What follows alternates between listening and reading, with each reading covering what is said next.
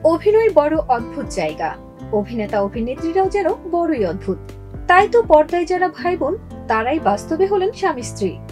পশ্চিমবঙ্গের টেলিভিশন মিডিয়ায় বেশ পরিচিত দুই অভিনয় শিল্পী সুদীপ সরকার ও অনিন্দিতা রায়চৌধুরী 2 বছর আগে বিবাহ বন্ধনে আবদ্ধ হন তারা। কয়েক মাস আগে ছিল তাদের দ্বিতীয় বিবাহ বার্ষিকী। সামাজিক মাধ্যমে নিজেদের প্রেমের খুনসুটি বেশ খোলাখুলিভাবেই ভক্ত অনুরাগীদের সঙ্গে ভাগাভাগি করে নেন সুদীপ অনিন্দিতা। এবার প্রেমের মাখামাখিটা আরো বাড়িয়ে দিলেন এই দুই অভিনয় শিল্পী।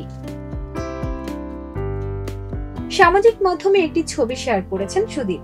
ওই ছবিতে সুদীপ তার স্ত্রী অনিন্দিতাকে আলিঙ্গনরত অবস্থায় একটি সুইমিং পুলে দেখা যায়। পুলে ডুবেই চুম্বনে জড়িয়ে রেখেছেন একে অপরকে। সুদীপ এই ছবির ক্যাপশনে লিখেছেন, আমরা রূপকথায় বিশ্বাসী। সুদীপের এই পোস্টের মন্তব্য ঘরে অনিন্দিতাকে ভালোবাসা প্রকাশ করতে দেখা যায়। একই সঙ্গে তাদের ভালোবাসাকে নিবেদন জানান ভক্ত অনুরাগীরাও।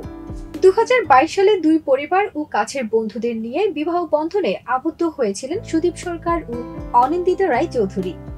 মাত্র কয়েক মাস প্রেমের পরেই বিয়ের সিদ্ধান্ত নেয় এই যুগল।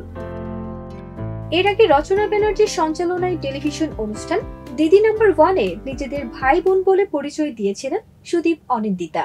তবে সেটা বাস্তব জীবনে না, শোবিজে আসার পর ভাই বোনের চরিত্রে ছিলেন তারা। এই অনুষ্ঠানে অভিনেত্রী বলেছিলেন, গোয়েন্দা গিন্নিতে আমি আর সুদীপ একসঙ্গে কাজ করতাম।